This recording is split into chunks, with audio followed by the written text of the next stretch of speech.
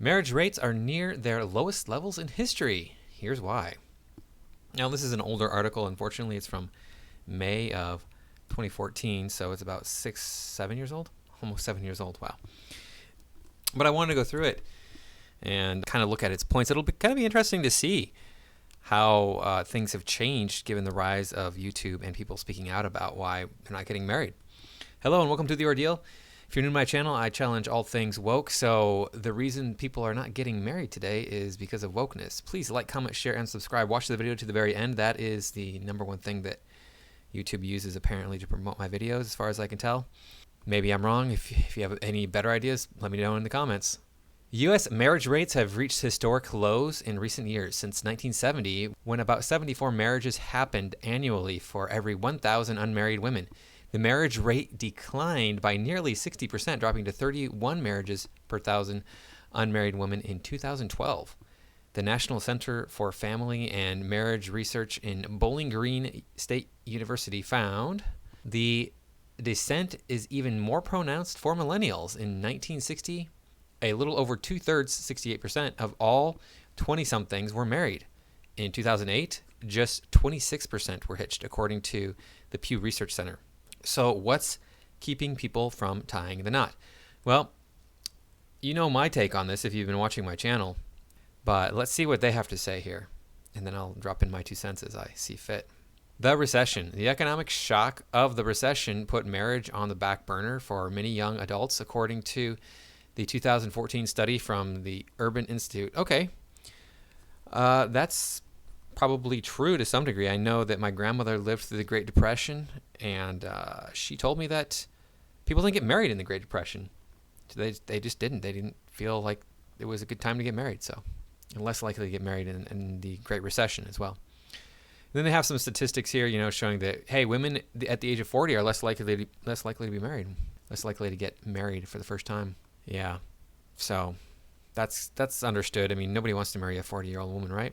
The Urban Institute looked at millennials' age-specific marriage rates and projected that if the post-recession rate continues, the number of millennials who marry by age 40 could drop at least 12% from the rate among current 40-year-olds. Yeah, sounds about right.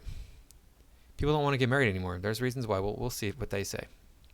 Many millennials don't have the economic freedom or security to pursue marriage because of the 2007-8 recession led to depressed wages and increased unemployment. These young people need to focus on graduating and finding a job instead of courtship and eventually paying for their weddings. Even if the marriage rate bounces back, notably college-educated have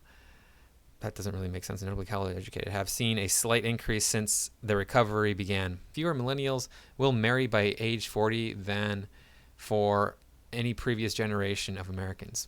Yeah, you don't have money. It's hard to pay for things like weddings and hard to get out of your parents' house and stuff. The growing income gap, number 2. With the income gap growing in America, the poor have gotten poorer. Low-income people consequently value economic stability in a spouse even more than they used to. Paradoxically, there's a shortage of financially stable partners in low-income communities, which may limit marriages. Over the past 130 years, the degree of marriage equality has been directly related to the size of the economic gap between rich and poor, Andrew Cherlin has said. So down here has a chart that's like inverted and hard to read. Let's see what they say about it. As shown by the Hamilton Project, charts 83% of 30 to 50-year-old men in the top 10% of annual earnings are married today, whereas only 64% of median earners and half of those in the bottom 25th percentile are hitched. Why do you suppose that is? Do you suppose it's because, hey, women want to marry a man who has money? Women don't want to marry men who have less money than they do? Something that I've been saying all along and people want to argue with me about. Women don't want to marry men who have less money than they do. Now, that's not black and white, right? Both of my brothers married women who make more money than they do. So there are examples of women who make more money than their husbands. Now compare that to men in 1970, whose marriage rates were 95% for top earners, 91% for median earners, and 60% at the bottom 25% earners. That's pretty good. But see, people were expected to get married back then. The same arc applies to women of varying income levels despite a growing spot in the workforce and gradually increasing salaries. The top 10% of female earners was the only group whose marriage rate increased since 1970, while the bottom 70% of earners saw their marriage rates decline more than 15 points. I wonder why that is. Could it be that the women are earning money and say, I don't need a man to support me, so I'm not going to get married? But the desire to get married doesn't vary with income or education. According to a 2010 Pew survey, about 46% of college educated and 44% of those with a high school diploma would like to get married. Similar percentages of the unmarried who earn just above and below $100,000 a year feel the same. Okay, these seem like really low numbers. 46% of people want to get married, that's it? Then how come like 90% of people get married? Even today, still, it's like super high percentages of the population end up getting married at some point in their life. The less education and money people had, however, the more likely they said they wanted a spouse who could support a family, Pew found. In recent years, our troubled education system and economy have produced fewer bachelors eligible in this respect. Yeah, there are fewer men who earn enough money to support a family. It's true. And it's not because of a troubled education system, but not in the way that you think. And not because of the troubled economy anymore. The economy was doing really good the last few years, right? So it's the troubled education system is because of, garbage degrees that people are getting. Shifting public attitudes. Aside from economic factors, people simply feel differently about marriage as an institution today. A notable decline in religiousness could hold the blame for this attitude shift. Okay, so we have here, agree marriage is becoming obsolete, 44%. And then we have new family arrangements are a good thing, 46%. Okay. Children don't need a mother and father to grow up happily, 44% say that. Okay. Best marriage is one where husband and wife both work, both take care of the home, 72% agree with that. Nothing in here about religion. How come it says religion up here? It says religiousness. Nothing in this chart is about religion at all. All right. So when asked, about 4 in 10 Americans, regardless of age, agreed that marriage is becoming obsolete, according to the 2010 Pew survey. In a similar poll of voters conducted by Time in 1978, only 28% felt that way. The divorce rate was also at a near all-time high then, too. So in 1978 was one of the highest divorce rates we've seen in the country. But the thing is, marriage is only obsolete because we've messed up the system. We've said, hey, you go out and have as many kids as you want to with as many different men as you want to. You don't even have to know their names. It's fine. It's fine. Totally fine. Go ahead and do it. It's okay. It's not going to hurt anything. And then I foot the bill. My tax dollars go to paying for these women who want to be irresponsible, who want to take advantage of their youth and just have fun instead of being responsible. Contraception use. The rise of contraception made waiting to marry easier for both genders because they could have sex outside of wedlock without worrying as much about getting pregnant. Yeah, you can see the chart here. So back in the day, in the 1980s, before 1985, about 35% of people used prophylactics, whereas there was a increase to 59%, 58%, something. Oh, it says 56%. So 56% were using the contraceptive pill. And now it's 84% use contraceptive pill, whereas, well, there's still a huge percentage that use prophylactics. But there's so many different ways to keep from having children. Obviously, the best way is just, don't have 2 people come together in that way. Since 1985, general contraception driven by prophylactic use has increased nearly 20%, according to CDC data. As a technical innovation, birth control especially afforded women the social and economic freedom to forego marriage and instead pursue an education and career opportunities. Yeah, but that didn't happen. You would think that's what happened, but that's not what happened. We just decided to destigmatize children born out of wedlock. The whole notion of the woman being irresponsible and the whole notion of the child being a burden to society. We decided to abandon those notions for some reason. So this is actually a question of morality, not a question of technology or habits. About 50% of those born between 1941 and 1949 married before age 23, Claudia Golden wrote in a 2002 Journal of Political Economy. With the FDA approval of the pill in 1960, though, the age when women married started to rise. For those born in 1949, the percent married before age 23 or 24 plummeted. By the time 1957 babies reached marrying age, the percent dropped a full 20 points than in 1950.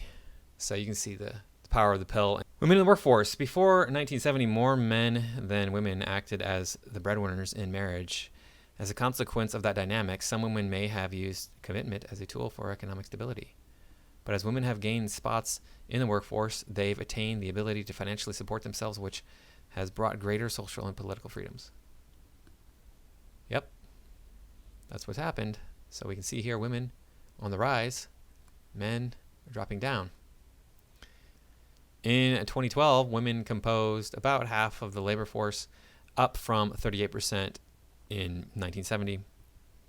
Their introduction rose steadily from then to about 1990, when it leveled off according to Pew Social Trends data. Since women joined the workforce, they've also steadily made more money. In 1963, the median woman in America had no income at all. Since then, inflation-adjusted annual earnings of the median full-time female worker increased to almost $20,000 in 2009. That's really low, actually. Even in 2009, that was terrible. Median annual earnings for women, yeah, so here it's rising. I wonder, median earnings of female full-time workers of all women. So full-time workers is much higher, of course, than all women. And this is where you get your wage gap. Look right here. This article inadvertently is proving the wage gap to be a myth. Here we go. So median earnings of all women is way down here, whereas look where full-time women are. They're way up here. That's a huge difference. If we look here, that's $15,000 difference. $15,000 difference between all women and women working full-time. So if you take a look at what a part-time employee is making, a female employee is working part-time, maybe she's like way down here at $10,000 a year. $10,000 a year is much lower than what a man would earn. And it's because women don't have to work full-time. They don't. All they have to do is be pretty and go, hey, look, I'm going to work part-time. Can you, pay most of the bills, and I'll just be your girlfriend? Be cool. This trend applies to the long-term, but on a smaller scale, the relationship between female employment and marriage rates becomes slightly more complex. Oh, really? As the Atlantic's Philip Cohen has pointed out, while little doubt exists that financial freedom decreases women's necessity and therefore desire to marry, a major influx in the female workforce stems from married women. While marriage is declining, it's also changing. Women aren't expected to be just housewives anymore. That's where we need to be, though.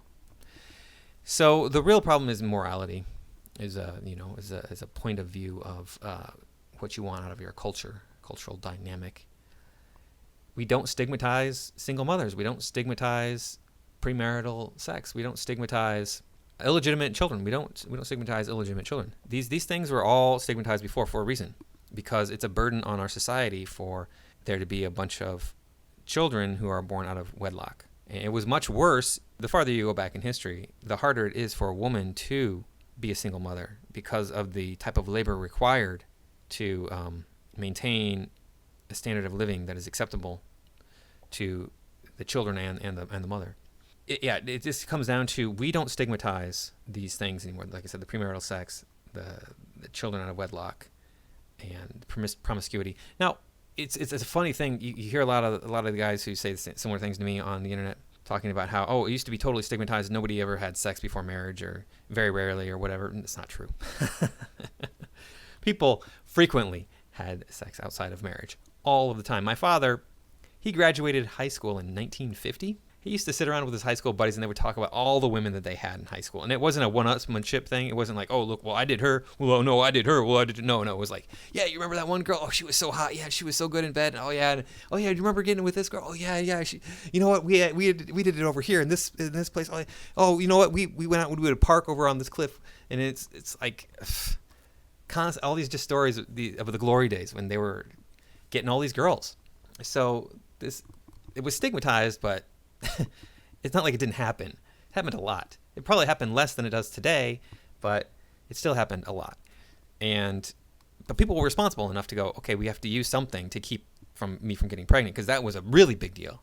That was the thing, is like, they understood we can't have all of these illegitimate children around. We have to have people raising them. And it generally came down to the woman staying home and the man earning the bacon. because that's the better dynamic. Men can generally work harder and longer during the day, and women are better at taking care of children. That's just how it is. That's how we're built. That's what the real problem is here. That's what this article is missing, is just the fact that we don't stigmatize these bad behaviors, these irresponsible behaviors anymore. And I understand, mistakes happen. I get it that, people make the bad choice of marrying the wrong person, or they, contraception doesn't always work. I get those, there's mistakes, but this is happening so much that it's gone beyond just simple mistakes here and there. Happen once in a while, you can understand it being, it's a mistake. We try not to let it happen. But it's all of the time. What are the stats on single parenthood homes? I've looked at this before. 1 in 4. And actually, I was finding statistics that were claiming it's slightly higher than 25%. So it's a little bit worse than that. Anyway, that's all I got for this time. Thanks for watching. Don't forget to like, comment, share, and subscribe.